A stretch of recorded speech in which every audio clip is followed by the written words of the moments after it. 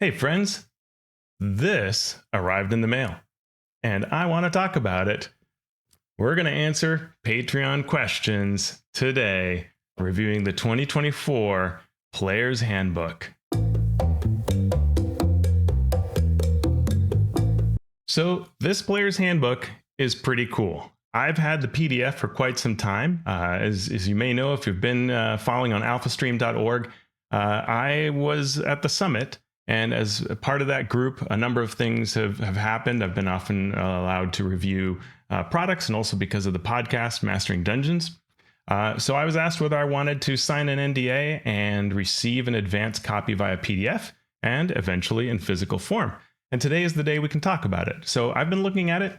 I've found that, increasingly, I don't really love PDFs or reading on digital platforms. So I actually really like the physical book. The physical book is what allows me to fall in love with a book and properly assess it, really get what it's trying to do. That combination of layout, art, words all coming together, kind of the way they're intended.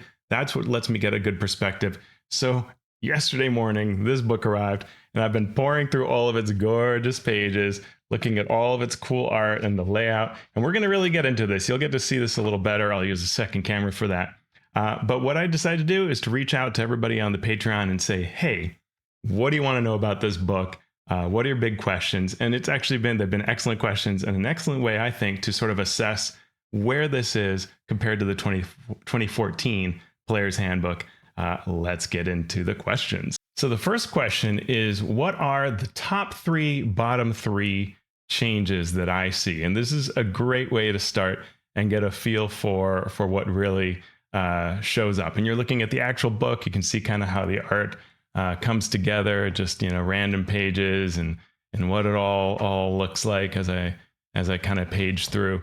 But for answering this one, I'm going to flip and look at actually the very beginning and the table of contents. And I know there's some other great videos out there. Ian World, I think they talked about the table of contents today, so you can take a look at that. This is a little hard to read, but essentially the answer to my first question is really going to be about the new player experience. And it's probably worth saying this now just for the whole of the video, that what I'm looking at is not like, is this player's handbook going to let me make the coolest character that I like to play, right? That's always a question because I am a player. It's also not, am I going to be able to, as a DM, challenge these players or weave awesome tales for them? Like, that is very important, but I'm not looking at the me of it when I think about these kinds of things. I'm looking at the hobby of it, the D&D hobby specifically, but even the larger beyond D&D hobby. So I'm thinking, does this book bring in new players? Will it, 2014, the approach that the team took to 2014 5e, that resulted in tons of new players coming into our hobby, vastly changed things. It was such a good rule set that it created incredible amounts of excitement for creators to create third-party products. And that created excitement and has increased, a lot of attention on the product. It's built incredible community, right? One of the cool things about 5e, and I'll talk more about this later, is so many people are playing it that you can talk to all kinds of people about it and exchange neat ideas and create things together and all of that. So I'm kind of looking at those levels when I answer this. And so when I look at this table of contents, one of the things it does is it is organizing things differently than the 2014 Player's Handbook. 2024 rearranges things to teach you the rules first, rather than kind of getting into it. 2014 does a little overview, then it gets into really creating the character. Here, we do the rules up front. The rules are rewritten and clarified so that you understand them better, especially if you're new. And then there's a glossary at the end. We'll talk a little more about that later. And then you get into the character creation, which is also changed. So top three, bottom three. The first one is kind of that organization. I think that's very effective towards speaking to new players. And very specifically, on the way that it organizes things, it has a new way of explaining the game to players, particularly new players. And that is through this numbered sequence that matches actual play examples. I always think that it's really good in books and in RPGs when they say, here's what it's like to play, and they give you a description. Like, go back and read the Advanced Dungeons and Dragons descriptions. Almost every single one is a TPK, which is hilarious and kind of a little bit true, right? And that's not the kind of play that we see described in today's modern role play games generally. So when you get into this playing the game section, this very first chapter, there's cool art. And by the way, the art tends to have lots and lots of famous characters. It's interesting. It's an interesting idea. Sometimes I think it's a little too like super powerful people look like this versus everyday heroes, but it's definitely awesome art in a lot of places. This is a very colorful book. We'll talk more about that. So you get some explanations here, but what you're going to see is when we get into these examples of play, like on this page here. Oh, there's a little glare, but you see here where my finger is tapping, that little number, right? So here is all of the exchange between Dungeon Master, between the players, and then there's this number here. And this is specifically an example around social interaction. And now this box specifically addresses this. So we've got an example of play, information that is guidance and teaching you, and a specific illustration of why something happens. In this specific example, what we have is the DM saying that this NPC reaches for a letter and says something. And so go make, player, make me a wisdom insight check. Oh, I got an 18. And then in this call out box, it says ability checks. Philip's character, Gareth, makes a wisdom insight check. Here's what's going on. Here are the rules. And everything. So here I'm kind of holding it up so you can see the close up of how that looks. And you can, pause the video and soak it in. But that is a really neat approach. And they do this throughout this introductory section, giving you all kinds of ways to better understand the flow of the game, right? So here's another example where the numbers kind of line up. This is great. This is really, really smart. And in fact, we see a number of these, and then we get to, I think it's actually in character creation, the character sheet. The character sheet has numbers on it. So first of all, the character sheet isn't just in the back. It's here early on showing you what your character sheet's going to look like, which a lot of RPGs forget to do, right? What does your character sheet even look like? And where do you find things on it? Where do those numbers come from? This directly talks about it related to the steps of character creation over here. This is some classic art from the D&D cartoon.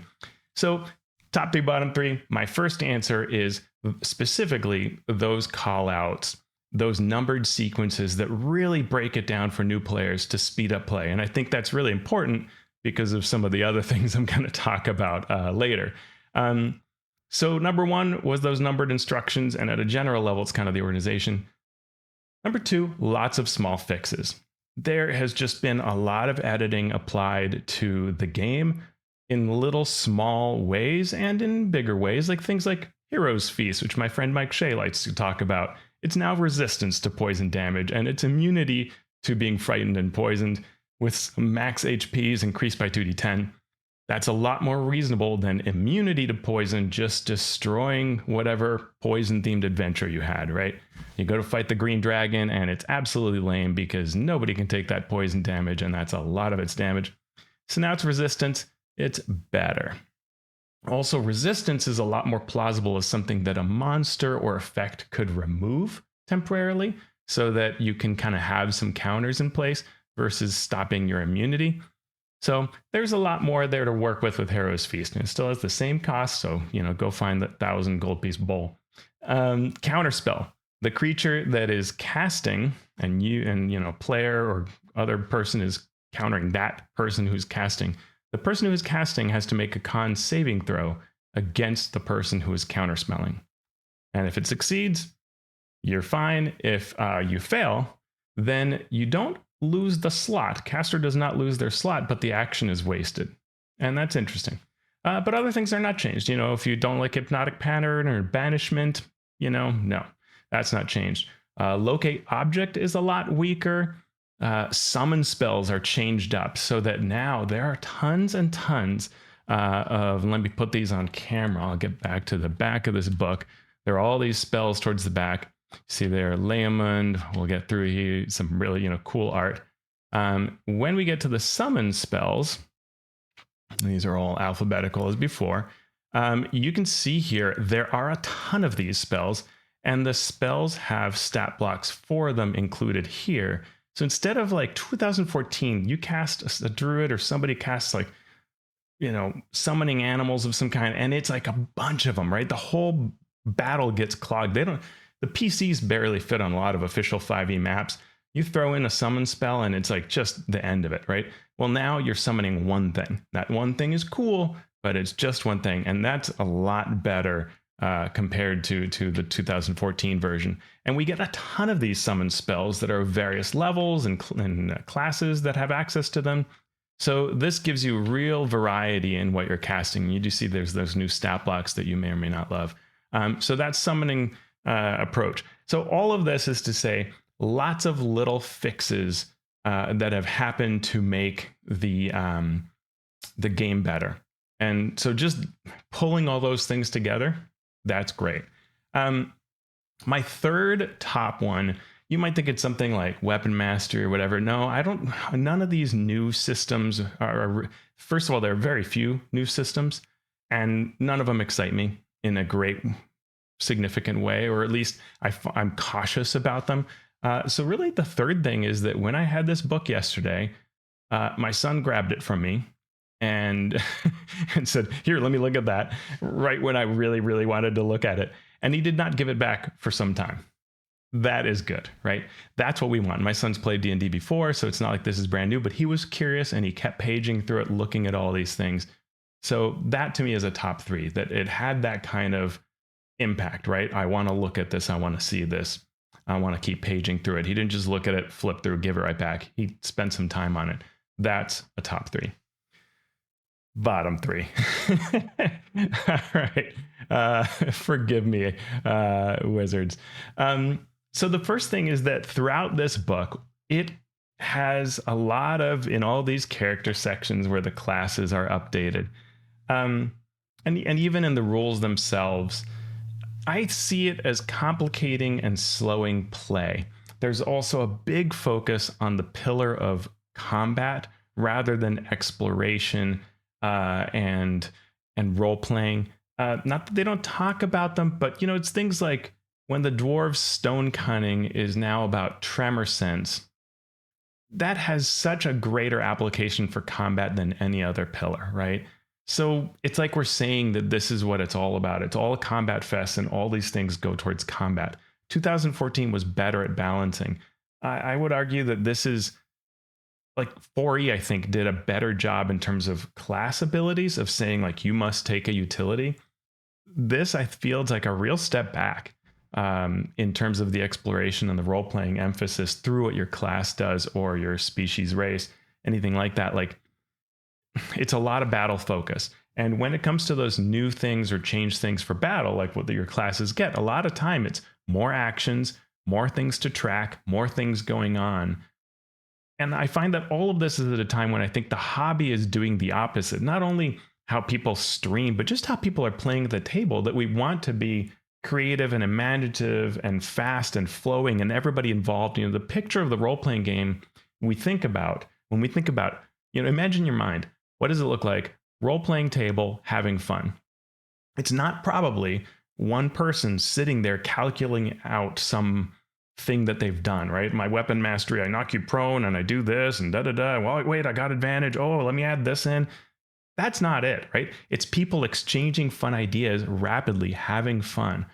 And I think that when it comes to bottom 3, one of them is all of these little changes are often complicating and slowing play. My second one is around the change to backgrounds. Backgrounds now give you feats and the ability scores. And what that means is that when you're choosing your background, and let me get to that section in the book, which is part of character origins. So everything's changed in the order that you're supposed to do things. Like the way I think of a character is I will think, I think I want to be a dwarf. I want to be a dwarven monk. No, a dwarven ranger. No, that's how I usually approach it, right? But I often start with it. I may think of class, but man, I'm very quickly going into that whole, what is my species? Here, there is a strong emphasis. The process is to start with your class. And so you're going through all that thought process of class and all those pages, right? A huge part of the book. Then you're going to your origin, which is first your background, then your species. And I don't think of myself as a monk, carpenter. Hey, that is an elf. Like, that is not the sequence which I think. I understand why they did this, and there are some real positives to it, but that order, coupled with the mechanical weight of what the origins are doing, I don't like. I'm totally with saying, you know what, let's take ability scores off of the species. That can be cool. But putting it on the background now means that when you are a fighter, you kind of want, unless you're a dex fighter, you want the ones that are going to boost your strength and that give you a feat that is helpful to being a fighter. So it's like we're all saying that, well, the best fighters all have these 3 backgrounds. I don't like that, right? I want my background to be actually inspiration and ideas, and I want to be able to wing it. And one of the things that's really gone from this is the original playtest version said, the biggest thing you should do is create your own background. That is gone. It really is choose a background. And I think that's really a shame. They're pretty, although really kind of like majestic, right? Like, this is where your level 1 character was an acolyte. I don't know. This was your laboratory, and like, I don't, it's kind of overdone in the art. It's inspirational, aspirational, not realistic. For your level 1 character to have had this incredible background. It's fine. You do get told that you can change the descriptions of what it says. Like, it will say that as a sage, you spent your formative years traveling between manors and monasteries. You whiled away many a long evening studying books and scrolls. So all of this, you are allowed to change these, right? They're just an idea. And in that case, they're very imaginative. As you can see here, this is the one for the noble. They're fun concepts that you can riff off of. But mechanically, this idea that the noble ability scores are strength, intelligence, charisma. The feat is skilled. Skilled is not people's favorite feat. We're probably going to see very few nobles. That doesn't feel right, So I don't like that. That one of my bottom 3 for sure. I don't want to overspend my time on this topic, but for sure, I don't like that shifting of weight. I would have just taken ability scores and either put them in class or said, there's an ability score step. You choose, and it's this kind of point buy or this kind of array that takes into account this numerical range that we expect for characters. And why add it to a background? I don't get it at all. I think that whenever we get to a 6E, this won't survive, because I think we'll find that it's just bad for play. It's going to encourage everybody to be certain backgrounds, right? When what we really want is cool, awesome backstories, right? And that's what people are seeing and enjoying at the table, is that cool thing. My friend Scott Fitzgerald Gray the other day said on a podcast that if you make your features cool enough with story, people forget about the optimizing. But if you bake in that optimizing, right, then the reverse happens. And so that's why that's my bottom 3. That's my number 2 there. Third one, there are various mechanics, not the little things really, but the larger things that I think they knew needed fixing. And we can see that from the playtesting process we went through during 1D&D. But Wizards seems to have playtested it and never gotten anywhere with them, or they just gave up, or they ignored the larger feedback. So inspiration, it's no secret that inspiration doesn't really work for most DMs. I think if you poll DMs, a really large percentage will say they forget about it or have trouble using it. And here we rename it to heroic inspiration, and it's kind of the same thing. But then there's some things like the fighter always gets it. It's like they wanted to make a change but couldn't, or ran out of runway or something like that. Epic boons, the feedback on epic boons was really clear that people don't find these to be exciting. They backed off of making them like the level 20 capstone benefit, but they're still here occupying space, and it just wasn't something people loved. Rangers, right? People wanted some real work and real alternatives on Rangers. And I think the reason you hear so much disappointment is that there wasn't any great inspiration that came out of this process to really fix it. And this is the point of 2024. It's supposed to be fixing these things, right? I think if you ask most people who are out there today, they would say, I just want 2024 to largely leave my game alone and fix the obvious things I don't like. Yes, groups will disagree of what exactly that is, but you can poll people and find the ones that stick up. Inspiration, Rangers, Epic Boons, right? Those kinds of things. Work wasn't done there. There are some fiddly bits. I think there's some things here that feel like they needed another pass. Like there's a condition or I don't know, it's in the rules glossary called burning. And you take 1d4 damage. So we're saying like all fires just give you 1d4 damage. So when you're high level, you don't care if you're on fire. I don't know. Downtime seems to just be gone. And I'm thinking, wow, you had a whole playtest process. You never talked to us about downtime. And it seems to just be gone. And what the only thing we hear is during the game, they'll talk about how there are now these crafting options. And, I'm glad there are these crafting options. But, a lot of people really like using downtime. If anything, what we needed was an update to it to make it more interesting. But instead, it's just gone. And we have a section here that is on crafting equipment where you can make non-magical items or brew potions. But that downtime mechanic that was really going well at a lot of tables, just gone. And maybe we should have had a conversation about that. That was your job. Like your job was to make sure you didn't run out of space on these kinds of things. And it feels like they just weren't addressed. Kind of like a tie. But maybe a little step lower than that. So my 3.5 here of things that I have found were disappointing. New actions like influencing and searching. It's obvious that they think that they will make the game easier to play or encourage certain behavior. But I think that this is what it ends up doing is being sort of gamist and mechanical. And the parallel I would draw is to skill challenges in 4th edition. Folks loved the concept, but the way they were written up and the way they appeared in adventures drove mechanical, dry, boring play, right? You have to do something. What are you going to do? Well, I will use my constitution, which is my best ability score, to break through this barrier. Okay, roll, you did.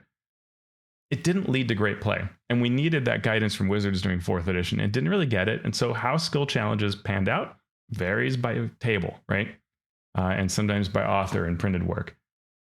Here, I think we're going to see the same thing with this problem, where I think that actions like influence, search, those are going to be skipped over by some groups. Other groups will use them and it'll be really mechanical. It's going to totally depend on how you do it. And there's no guidance here. Maybe the DMG will address this, but I find this, in fact, it can be hard to understand what the actions are. We luckily get an influencing kind of section, though it's kind of freeform itself and doesn't super have a gamist approach that I think is what will emerge. But so it can be hard to remember. We'll see this in a question coming up. What is in the rules glossary and what is not? We get this rules glossary at the end. All right, next question. How well does this set things out for newcomers to the hobby? I've talked about this a bit. I think it's mixed. The game is not simpler, right? So I would have thought if you asked me, hey, what is the team gonna do? I would have said, well, they're gonna make it so that tons more people will come into the hobby. So they're gonna really simplify things. Level 1, it's gonna become super simple to play. It's gonna feel like level 0, and they'll probably just tell you that if you really know the game, start at level 3. Now, level 1 now gets a feed, and you have weapon masteries and all these things, and your bonus action is more likely to be used, and complicate. So the game is not simpler for a new player in that respect. But as I said, they did organize the book better. I think the way that you're being taught is better for new players. So there's some give and take there. Similar question here, is the organization better for new players? Yeah, I've talked about that. The rules are 29 pages, so that's a nice condensed piece to start with. Not tiny, but it's good and it reads really well. Then class, background, species, ability scores, alignment, final details. It's a reasonable approach. Not my favorite, as I've already talked about, but it's a reasonable approach to character creation in the book and For a new player, I think it can work pretty well. One thing that's really cool, another example, is this moving of spell lists to each class. So when you're, say, a wizard here, you can see your spell lists right here instead of having to go to the back of the book and then find. So the spell descriptions are in the back, but your spell lists are here, and it encourages, you can start with this and that kind of thing. So it gives you recommendations as well as just showing you that. So that is really cool. I am absolutely down with that. Nice change there. So that kind of organization, yeah, there are a lot of organizational changes that are better. All right, so the new question is, if you had to choose, would you switch to this edition, 2024, or stick to 2014, and why, right? And this is neat. I love this question because I want to answer it a particular way. But if I would say, I think what you're asking is, what do I like, right? What would I play? What I want a 6th edition. I don't want this halvesies. If you were going to give me a halvesies, give me a 50th edition, 50th anniversary edition that is essentially the same with just a few little fix, right? Like CR and counter building. Clean up a few of those spells like you did with Counterspell, but leave the classes alone. Largely it's all fine. Maybe change, 1 or 2 things, Ranger here, Monk there, but leave it alone. Don't change things. No rules glossary, no major reorganization. Just give it a cosmetic change, new art, a few clear fixes, and that could have tided us over for a number of years. Would it have sold as well? Probably not, but I think it would have increased the longevity if you want a 6th edition. I want a 6th edition because what I love is innovation. I love seeing new RPGs. I love playing other RPGs to learn from them. I love changing my D&D, right? I loved 1E. I loved 2E. I loved Basic. I loved OD&D. I loved 3E, 4E, 5E. I'm sure I'll love this too. Innovation, change is great. And a true 6E is what I would have liked, right? Knock my socks off. Show me what the design team can create. And now I've got to wait a long time for that. So really what I wanted was a 6E. If I had to get a 2024, I would have liked it to be less of this kind of moving a lot around and be simple. But you didn't really ask me that. You asked, would I switch? So no, because of this other point, which is that, yes, I will switch because to me, I'm not just playing in my, gaming room with my buddies. If you're a home game, and you don't care about the larger community, you can run whatever you want. And I don't know how to answer that for those folks. For me, I love the community around D&D and RPGs. And there are a lot of games I love that are really cool, but they don't have great communities. And it makes it hard for me to be excited about them, even though I am excited about those games, right? And if I do something like make a video about it or talk to folks on my Discord about this game, people just aren't that excited for this small game that a lot of people aren't playing. Similarly, like I love 4E. I don't play it in part because it's a smaller community, significant compared to some other RPGs, but it is a small community and finding that level of excitement is really hard. So I want to be on the newest edition and I want that community to be awesome and buzzing. In fact, the problem with 4E was the community was pretty fractured, right? And so I've loved how 2014 was such an awesome rule set that lots of people were on it, lots of people were involved. It was really positive, really exciting, and it built great community. That's what I want to be a part of. I think this will be good enough to continue being a great community approach. So I will move to 2024 rather than stick to it. I'm not going to isolate myself into some group just in my basement playing an older edition. I'm going to be playing this latest version and creating for it and so on. And I think most people will.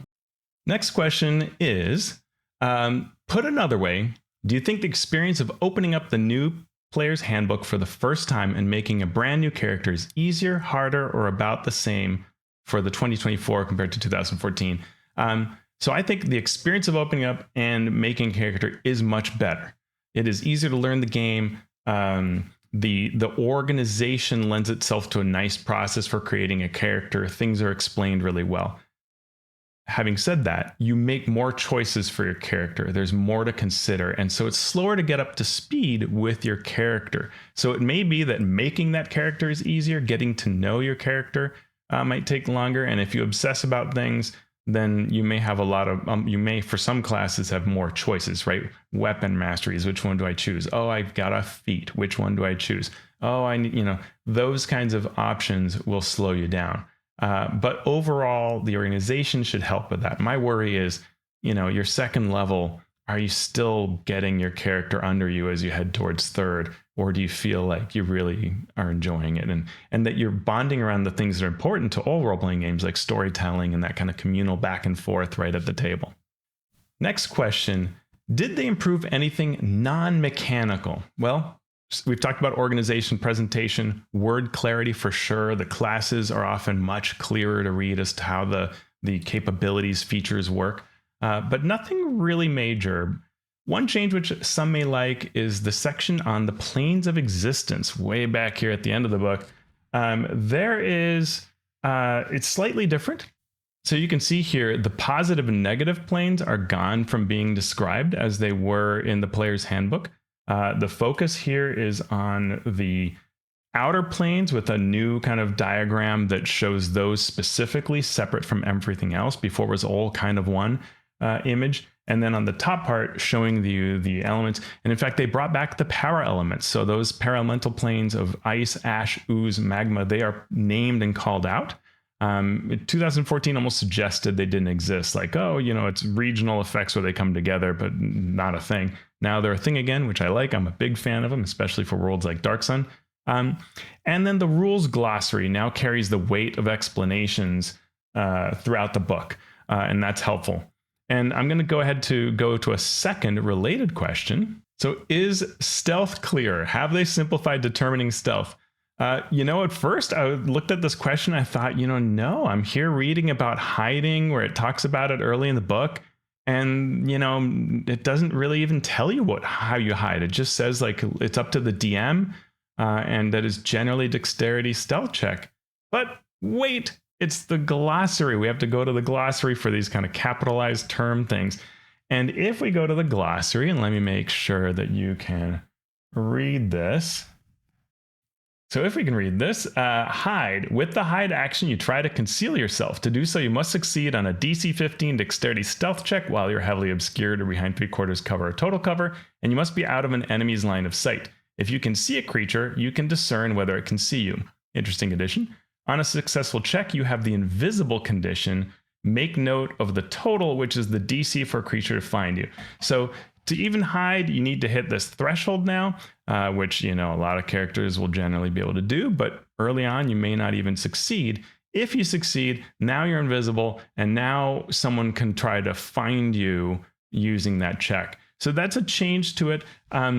It does in the earlier text, back when it's talking about like actions in the rules section of the book, it says, it's kind of up to your DM. So we'll see what the DM guidance is and whether it throws in some lack of clarity again. Because I think 2014 kind of came across as it's up to your DM, but you've got to break cover and see them. And when you do, they can see you unless somehow they're distracted. So we'll see what happens when we get to the DM side, whether they address that, right? The questions that always come up are, I want to come around the pillar and shoot the goblin. When you come around the pillar, you're visible, right? So we'll see how that comes across. But in general, I like how this part of it has been streamlined. I would rather this part of it be absolutely clear have all of it here. But there is maybe some DMG component that we'll have to see. So clearer? Yes. Fully clear? We don't know yet. If you like success in RPGs, I hope that you'll consider joining our Patreon community. There, you can be part of our Discord community. We discuss the latest happenings in the industry. We share each other's work and progress. We analyze what is taking place in the hobby and look at the latest products and events. I hope also that you'll come join me on alphastream.org, join the mailing list. You get a free product for joining, and you can see all that I've been creating lately. Thanks so much for supporting my work. Next question, is a DM who wants to run a low fantasy or anchored fantasy campaign basically out of luck under the 2024 rules, or can that desire be accommodated without making an enemy of their players? I love this question, and it is important, right? Because one thing that I think 2014 did just really, really well. Pretty much all of the 2014 player options, the subclasses, the classes, felt like they were grounded and down to earth. So if you had a gritty, low magic world, they worked. If you had a higher magic world, they worked as well. They felt real and like you're a level 1 character. Versus 4th edition, which again, I really liked, was fantastic, super heroic, right? You are an Eladrin, you're an elf that teleports all over the place at will, right? And your character classes are making like huge magical effects when they attack. Well, we're kind of back to that, right? So if you look at the art, and here's one of the sorcerer images, not only are they casting with this like very visible effect, and they look like, I wouldn't guess this is anywhere low level for this character, they're also levitating. And there's a surprising amount of art that kind of suggests that these characters are just like super heroic, incredible examples rather than being just like everyday heroes. And so it does have that feel to it, and the powers as well, right? Here's a psionic person who's just shielding all blows away and stuff like that. This is kind of throughout the book with this kind of really grandiose, fantastic, colorful approach to the characters.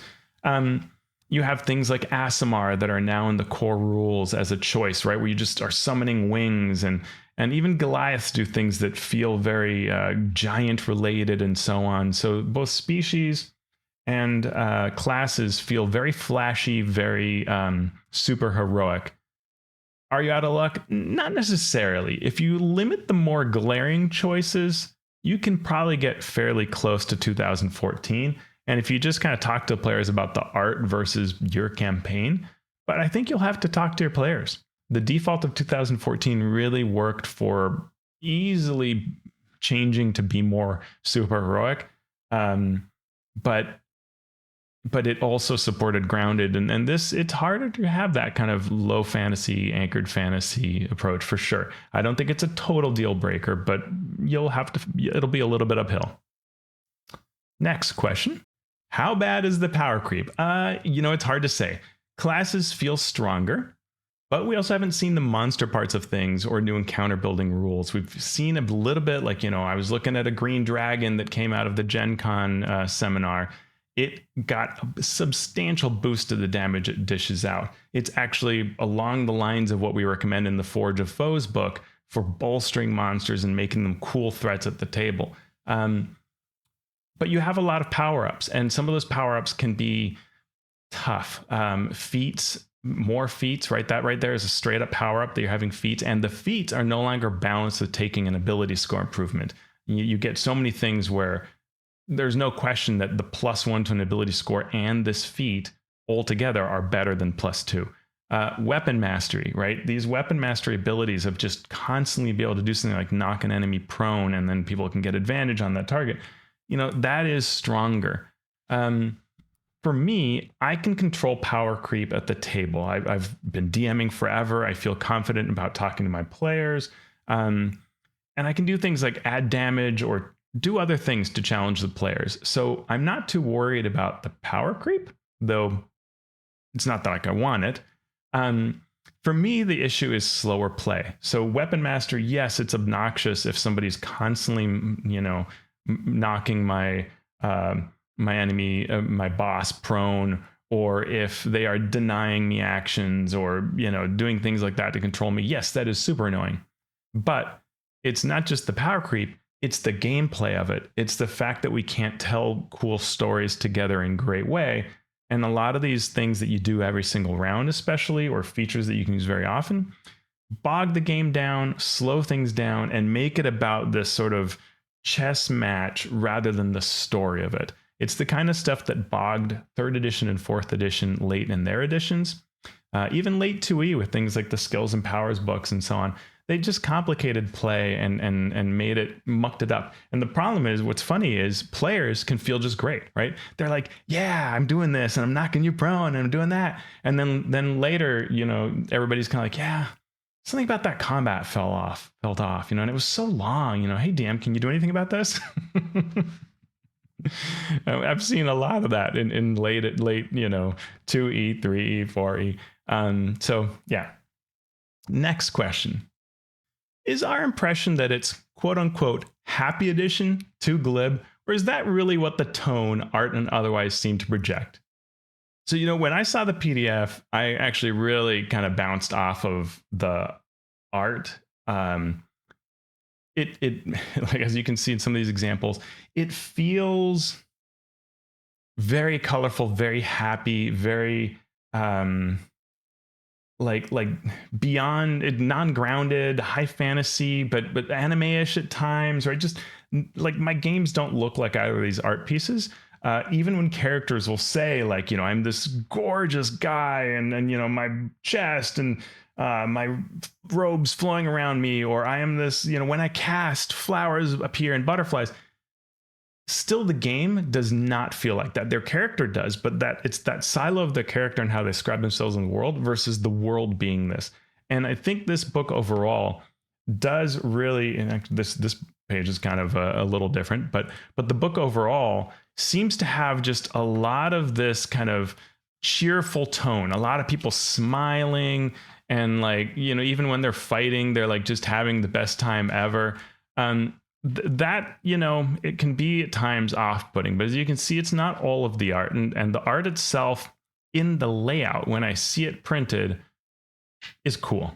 Like, overall, happy edition a little bit. I think it's a funny way we can refer to it, but it's not 100% that. And I think the text of it reads more like typical heroic fantasy rather than feeling like it's I don't know, comical or something like that, or a game of, this is the anime RPG 5e or something.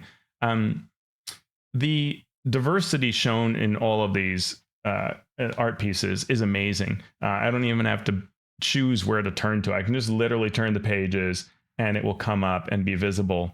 There are all the skin tones, all the gender variation, all the weight variations. I mean, just on and on and on. The amount of diversity shown is significant. And it starts with things like the example of play at the very beginning here, where it shows, the players are diverse and their characters are diverse, and we are not playing who we are, right? So you can see that really well in this art. In fact, my son remarked on this, of how cool it was that, like, you may think of gaming as this, but in fact, gaming can be this and is increasingly becoming like this. And we don't match up to what we play, right? And those are neat ways of portraying that. So the art is in some ways a little more like Radiant Citadel in its approach of being like less grimdark, more positive, exciting, vibrant, I think is what they're going for throughout here.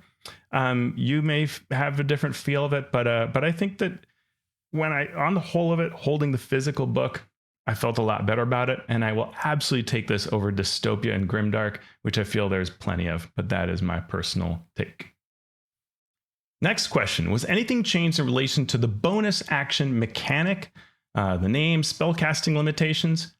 Not really. There was attention given to preserving your class's fun around, like, clearly have thought about this issue of, we only have one bonus action, so if your class demands that you use it because you're a rogue or a monk or something like that, a fighter, then if we have lots of options that use bonus actions, then that's gonna cause you to make changes you didn't enjoy making. And that's a good listening to feedback. A lot of feedback like that's been presented about various Unearthed Arcana articles going back to Tasha's and even before that. So there has been a concerted effort, I think, to not eat up your bonus actions because you need them more for classes than ever before. The wording on spells is a bit clearer. Like, it says one spell with a spell slot per turn, which is kind of nice, clear wording. And sort of, but it doesn't try to say much about what a bonus action spell looks like, just other than saying some spells are bonus actions, some are reactions with a trigger. Some bonus actions may have a trigger. That is there, but it doesn't try to overdo itself. I think it actually reads pretty well. So hey, guess what? That is my review of the 2024 Player's Handbook for 5th edition. I hope you have enjoyed this. If you have questions, come on over to our Discord. The Discord is for folks who support me on Patreon. So go to Patreon, search for Alphastream, come join our community. We'd love to have you. We also are there with all the folks from the Mastering Dungeons Patreon. So those folks too get to weigh in and ask questions and help determine what these videos are like. So if you want to look at specific things, come on over and we'll chat about it. I'm glad to share more details about the book. I hope you have enjoyed this walkthrough. I certainly overall am excited. You know, if you go back to my top 3, bottom 3, there are clearly things here that I don't love. But overall, I hope that what this does is create excitement. I'm going to be DMing at PAX West. I'm going to be organizing games there. I'll be at other cons. I'll be at Gamehole. And I'm excited to see people get into this and make the most of it. Every edition, that's what I want for the game. I want people excited. I want community. I want the best that can happen for that. And I thank everybody at the D&D team at Wizards of the Coast who worked so hard on this book. I have met folks who do this work before. I've had the pleasure of doing that. They are good people. I know they care about the game. They want it to be as good as it can be for us. Those people are heroes. They work really, really hard on all of these words, and then they work them and rework them. And they should be proud of this. This is a hard thing to achieve, and this is really good. So overall, yes, I'm happy with this, even if it may not fit all of my desires and preferences. Overall, this is really cool, and I'm excited, and I hope everybody else can be excited by it too. Take care. See you next time. Come visit me on alphastream.org, and I'll see you here on the YouTubes.